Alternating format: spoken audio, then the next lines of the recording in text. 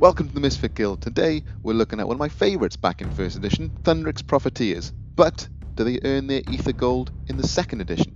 Let's talk about the Inspire condition first. As soon as you score an objective, you can then inspire a fighter, but you can only do this if Thundrik is alive, so you really need to make sure you're starting the game with a couple of easy surges in hand. As he needs to be alive, this puts a big target on Thundrik as well. He's only got 4 wounds and 1 shield to begin with, so he's by no means unkillable. He should always be your first inspire, so he goes to 2 shields, which makes him a bit tankier.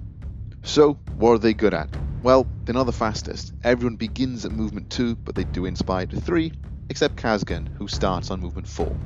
They're not the strongest warband either. All their range attacks, at damage 1 of course, Thundrik and Garrod put out 2 damage, and Kazgan goes to 3 when he's inspired, but he is a bit fragile, so watch out. I wouldn't say they're the toughest either. When Thundrik inspires, he does jump to 2 shields, but everyone else stays at 1 dice and has 3 health.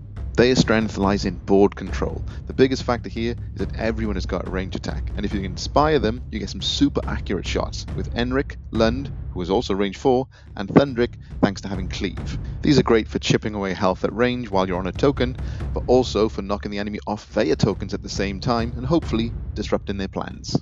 Their War Scroll also has some nice tricks to help with board control.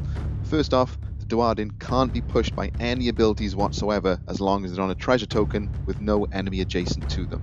They've got a couple of one-use shooting abilities. The first one gives you +1 range and +1 dice for a shooting attack, great for picking off someone who's far away. The second lets you fire twice for an activation, as long as it's a different target that was near the first target. I do wish you could target the same fighter twice for a once per game chance to do 2 damage at range, but sadly not. You've got a one-use push of up to 3 hexes, as long as that push ends on a treasure token. Great for offsetting their low movement.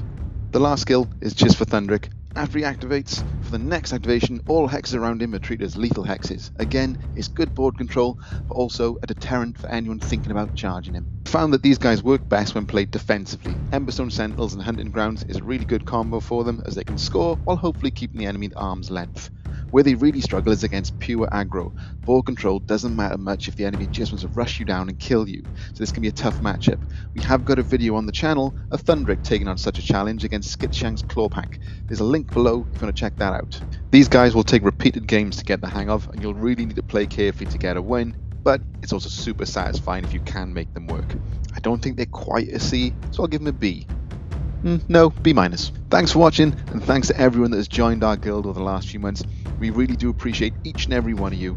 Have a look at the other good stuff on the channel, and if you've not already, why not subscribe? Because this is the Misfit Guild, and you are welcome.